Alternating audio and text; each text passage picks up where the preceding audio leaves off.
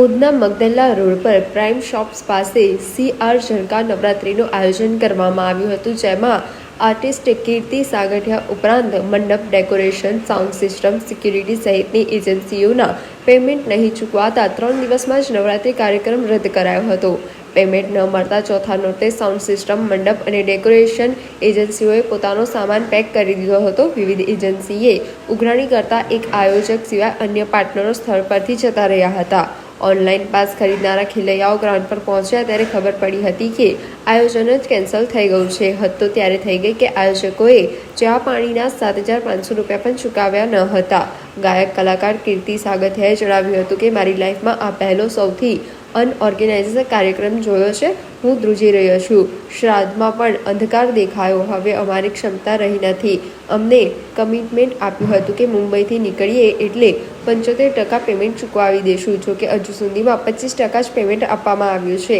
અમને અનેક લોકોએ ચેતાવ્યા હતા કે 100% પેમેન્ટ ન મળે ત્યાં સુધી તમે કાર્યક્રમમાં જતા નહીં, પરંતુ અમને 25% પેમેન્ટ મળ્યું છતાં અમે સુરત આવ્યા હતા.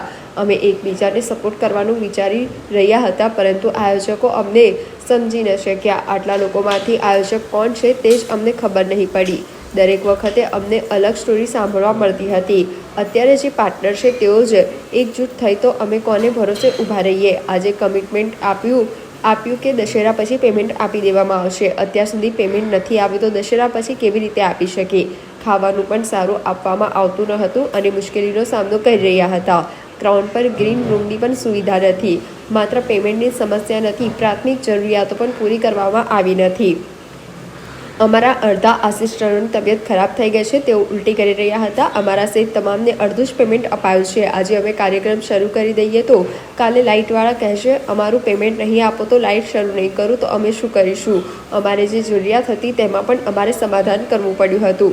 ડ્રમ સહિતના જે આર્ટિસ્ટો છે એ વર્ષમાં એકવાર કમાણી કરે છે, તેમના માટે પણ ગાડીની વ્યવસ્થા નથી કરાઈ. ગરબા પૂરા કરીને તેઓ હોટલ પર પગપાળા જાય છે. ભાગીદારો પાસે રૂપિયા ખૂટી પડ્યા. અમારા પાર્ટનરો પાસે રૂપિયા ખૂટી પડતા ગરબાનું આયોજન કેન્સલ કરવું પડ્યું છે.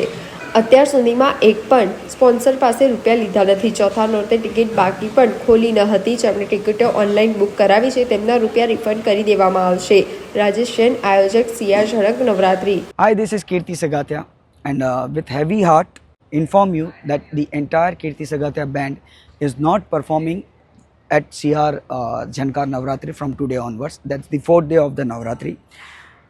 Reason behind this is कि मेरी ज़िंदगी में ये सबसे पहली बार इतना अनऑर्गेनाइज्ड इवेंट मैंने किया है, जिसकी वजह से सिर्फ मैं नहीं पर मेरा पूरा म्यूज़िक टीम सफ़र कर रहा है. But yet we stood together कि हम एक दूसरे को कंधा देकर किसी ना किसी तरह से ये 10 दिन जो है सूरत के गरबा प्रेमी हैं, जो मेरे सुरती भाई हैं, जो मेरे फैंस हैं, उनको गरबा का आनंद दिलाया. बट ये हमसे और खींचा नहीं जा रहा है. सो दिस इज़ लाइक आज 4th डे है and I have slept only for 3 hours.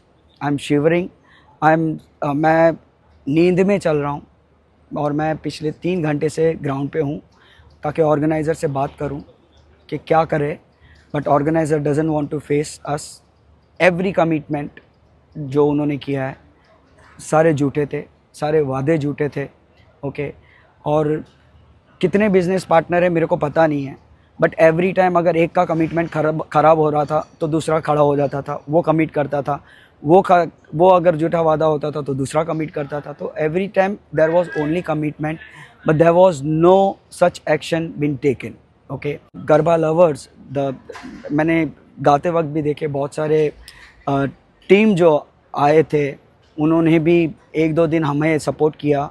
एक टीम तो हमें आज तक सपोर्ट करते आई है, कुछ टीम वापस बैकआउट हो गई है. So I don't want everyone in pain and entire dome, this entire dome is stand on fake promises.